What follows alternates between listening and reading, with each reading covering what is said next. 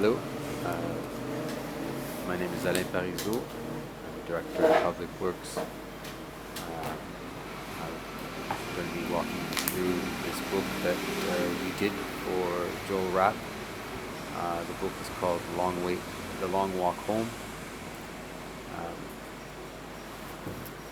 the author had walked from Sri Lanka to United States.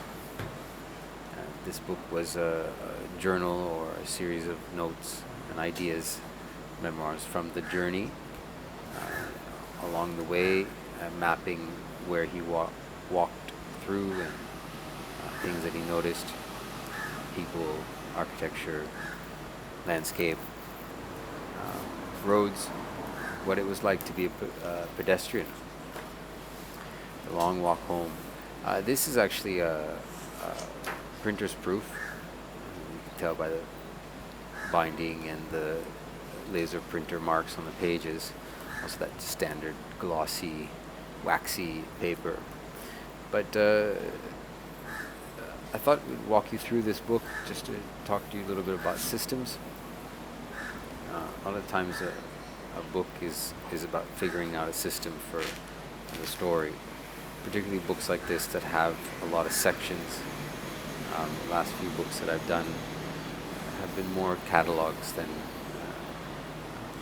a sort of linear narrative where the reader is jumping back and forth. And since the author had written this book in a way that was systematic, we just adopted the same system into a visual language, like we're here using the color blocking.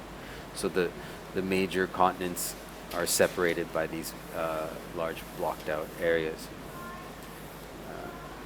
There wasn't enough time to lay out every single page. Particularly there was thousands of pictures, and this was going to be about a 400 page book. So we were going to need some help to lay this out. So we had to create a layout system that would be repetitive, but wouldn't appear to be repetitive in the sense that if you looked at the different pages, one after the other, it wouldn't be obvious that there would be a pattern, a layout. So we had about 5, I think, layouts. I can't remember now. But they were, it was a system using a few different combinations on the grid. And yeah, a lot of the pictures were photographed candid, in a sort of candid style, shot from the hip sort of thing.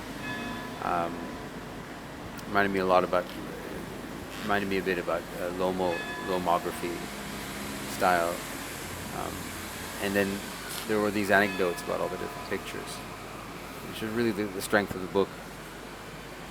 And then the contextual references at the beginning of each section, each city, there's anecdotal information, quotes.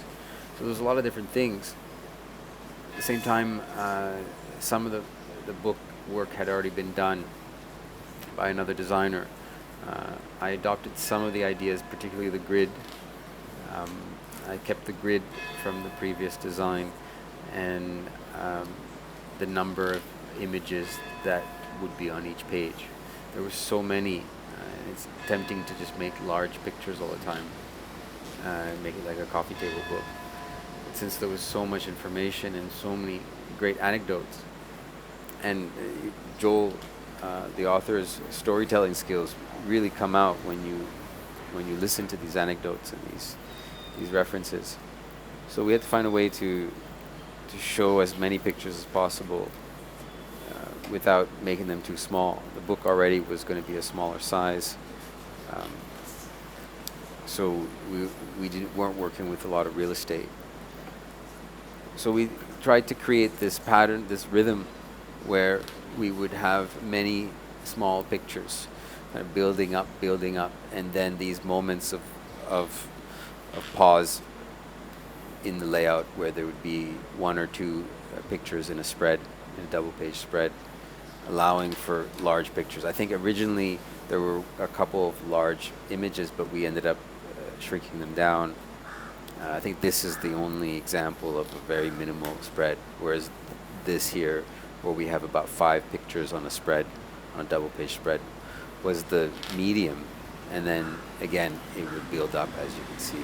So as the pace of also the story being told, try to keep that rhythm as though it was a vignette of the whole trip. There'd be some fast moments and then some calm and reflective moments. So just through the system, the layout system, we tried to create a framework. At this time when we were working on this book, we didn't have as much framework theory set up for our projects, and book design or printed stories is one of the things that we want to continue developing, because a lot of our frameworks are built around brands, but when it comes to creating designing a system, a layout system, and or even just visually narrating, curating someone's story, it's a bit of a different system. So we've made a lot of adjustments since then, but a lot of the work that we're doing now with our frameworks, a lot of the ideas that we're using came from this book. For example, these illustrations were commissioned before we developed the system, and before we created a framework for the visual identity. So it was also about reconciling these differences, where there was a style selected for illustration, a style selected for colors of the book, a style selected for or recommended for all these other areas, including how the story was told, because it's not told in a storytelling format where there's paragraphs. It's really told through short captions, anecdotes. So a lot of the core work that I was doing was really trying to figure that out, reconcile these, and bring these things together, and that's it happens a lot when I find when you're working on a publication. You have the commissioner of the book, you have the author, you have perhaps even sponsors, and a lot of these different things have to be considered. So we ended up using color and negative space to give the maps the space it needed, but also to connect through color to the rest of the book. We also use color here to separate different sections of the book where the author is talking about different things in almost a different tone, whereas the anecdotes for the captions for all the pictures were very indexical, in the sense that matter of fact, like this is what happened, but of course tongue-in-cheek and with the sense of humor that Joel brings when he tells his stories. But that's why we were using very much of a catalog style here system. And then when it came to the longer stories and the contextual ones with paragraphs, if it was a lot about his opinions or his experience with something, the text was entirely a different color. And for that, he wanted to use this fuchsia. The thing about Joel is that he's also a designer.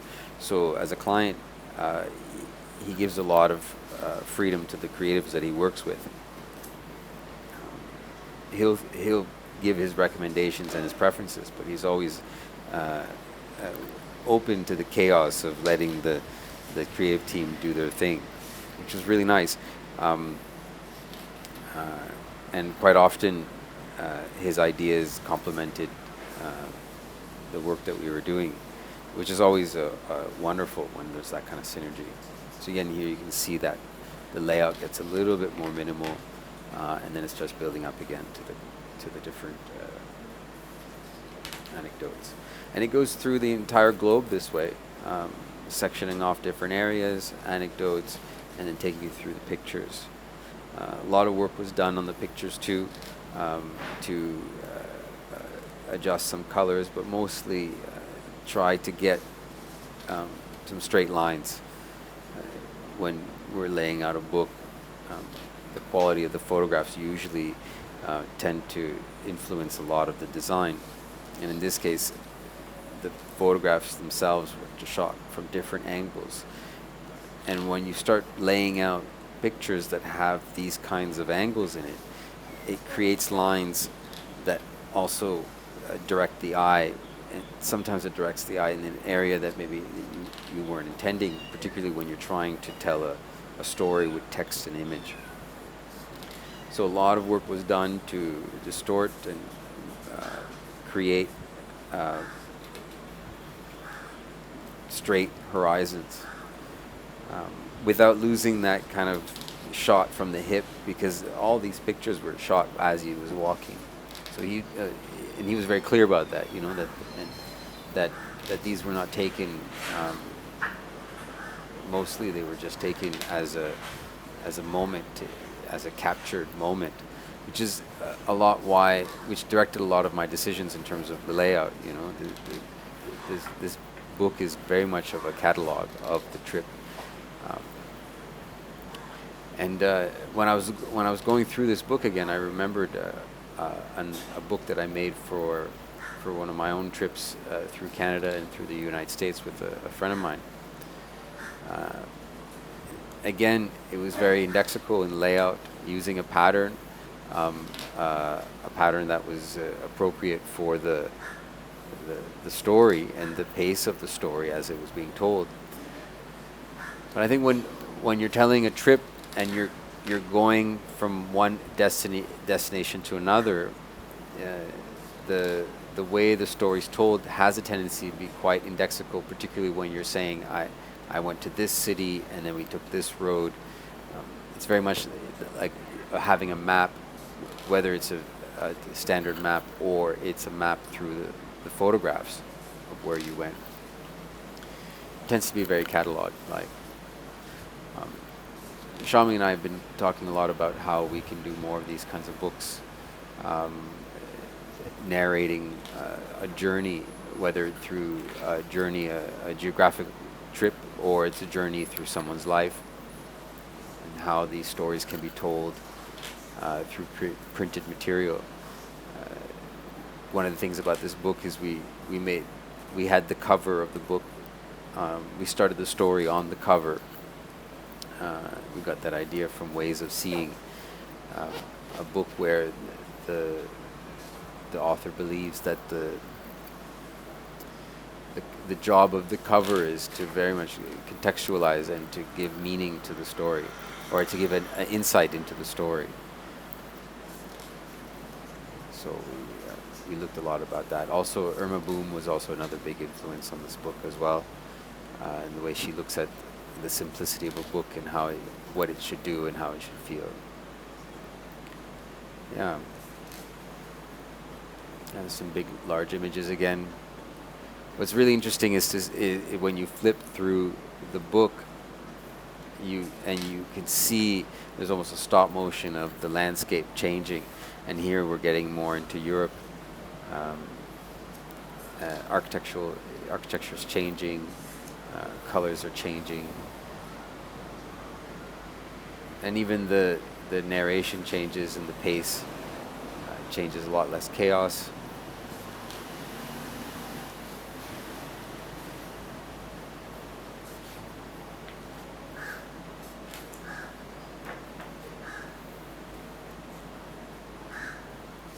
We've been talking to Joel about trying to print a second edition of this.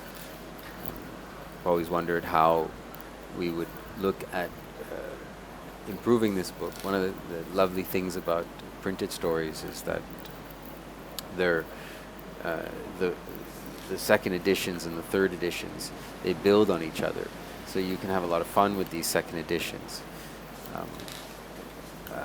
I've wondered if the choice of colors, if we printed this on a Duplo, if we printed this with one or two colors and emphasized more the text and the narration rather than the colors and the textures in the photographs. This book was really helpful, though. What happened was that Joel had, at one point along his trip, had to raise some money. I think he did some kind of Kickstarter, and one of the rewards for high investment was to get a book when the journey was over. So the book was only print. There was only a few copies of this book printed, and it was given to these to the people who had supported him the most, in terms of financially supported him the most. Um, so this copy ended up being my copy, but it was really a proof to see if there was any mistakes. And I remember we also printed a black and white version of this book first to double check it. And every time we would print out sections of the book, we always found mistakes. It's remarkable, no matter how many times I design a book, or no matter how senior or experienced the author is. You can check it and recheck it, and you'll keep finding mistakes. So it's really important to print these. And you also get a great sense of how the layout is paced and the rhythm of it, because although I can tell and create rhythm through on-screen, like through digital mock-ups, you really don't get a great sense of it. You really get the best sense of it when you print off the book and you feel the paper. In this case, you start noticing certain things, especially when you bind the book.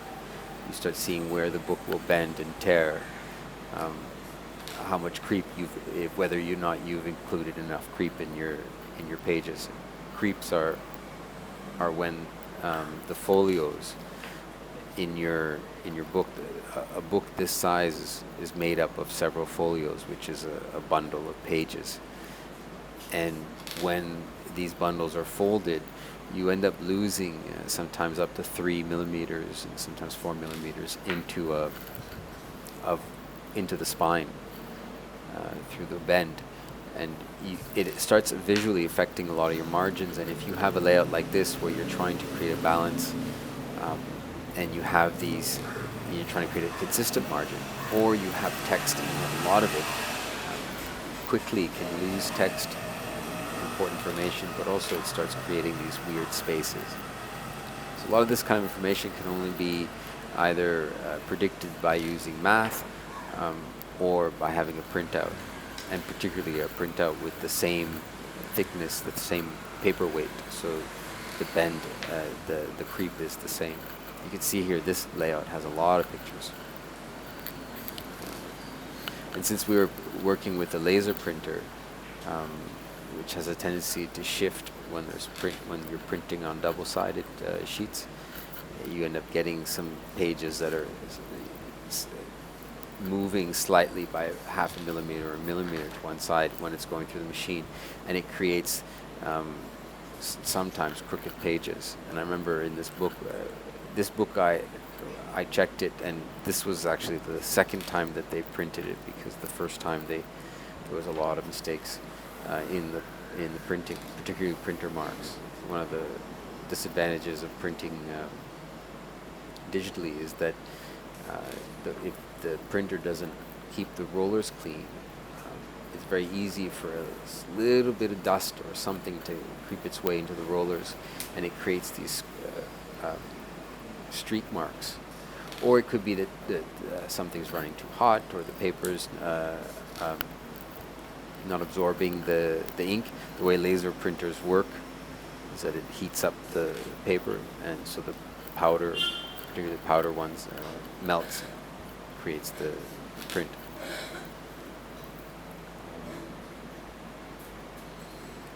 Yeah, using the color blocking again to indicate the ending of a section. We had used also these kind of gray pages.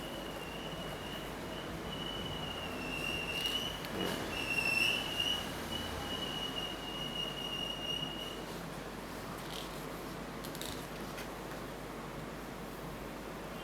When a book is this thick, you could do a lot also with the stack of pages on the side. Sometimes it's a lot of fun to have a dusted color on the side of the pages. You've seen maybe in some old books they'll have gold foiling on the side. And when it's this large, you could put text on it. This was such a large book. I think it was four and a half, 450 pages, 445, 446, 47, 48, 448 pages.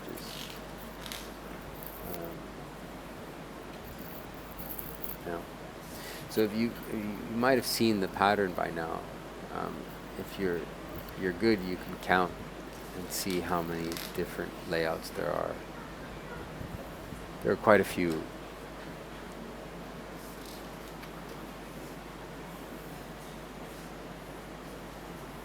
The fonts that we had used were, I think, recommended. I did the logo for Joel for his. He had a website and Instagram page for his whole trip. So we had created a little mascot, a little ideogram also for his trip, the long walk home.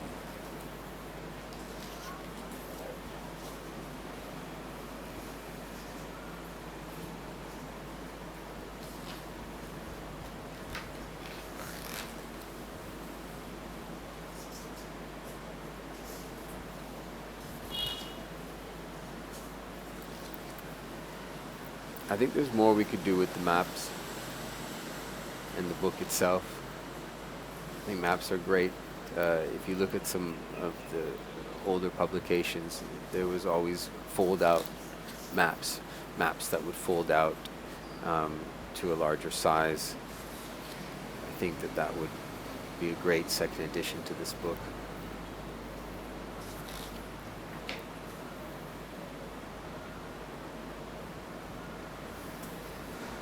It'd be interesting to take all these photographs, and this is not even all the photographs. There was a lot more. There's thousands of photographs, and to run them all into an AI and have them be matched up and create a stop motion of the changing landscape from one end of the globe to the other. It's interesting to see the graffiti change as you're going through Europe, and also the time when he was doing this. This was obviously a few years before COVID.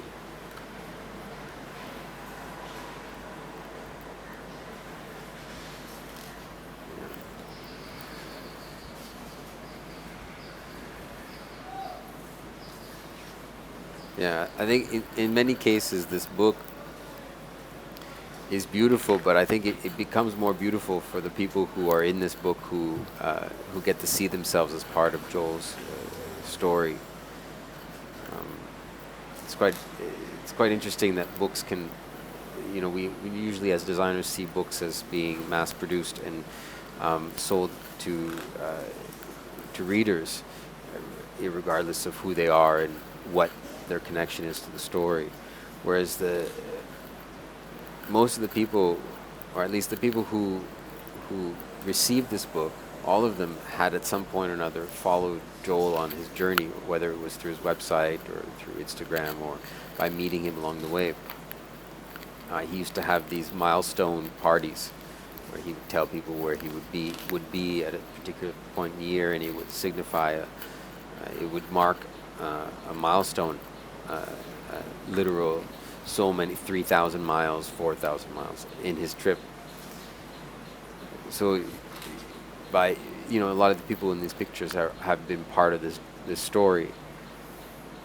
So, it's like I said, it's very indexical. It's a catalog, and I think I enjoy designing catalogs the most. Not because they're a catalog, but just that kind of storytelling, where there's not just a linear story happening, but there's other information that can be accessed. It's probably because I started off designing magazines, and the magazine is a lot like that. You don't necessarily read the magazine from front cover to back cover. And this book can easily be done like that. Like you can go straight to a particular section. If you want to read the part where he gets kidnapped, you go straight to that section. Or if I want to see you know, the story of what happened when he went through Canada, and went through my parents' hometown. What, you know, what was that like? And I'd go straight to that section. I think if we were to print this with better paper, I'd probably have sections like this, where the contextual stories would be on an entirely different stock of paper. I've seen that in some great catalog books where the annotations or the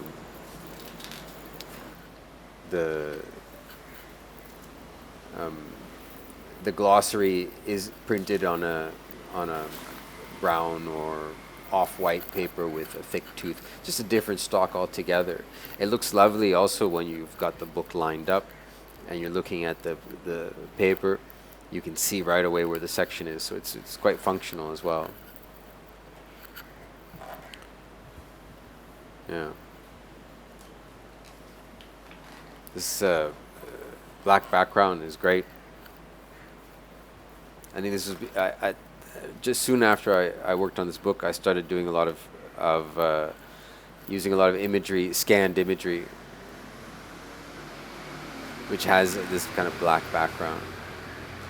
And there's the author, Joel. Yeah, this was a great project. It was a lot of fun working with Joel. Yeah. Thank you.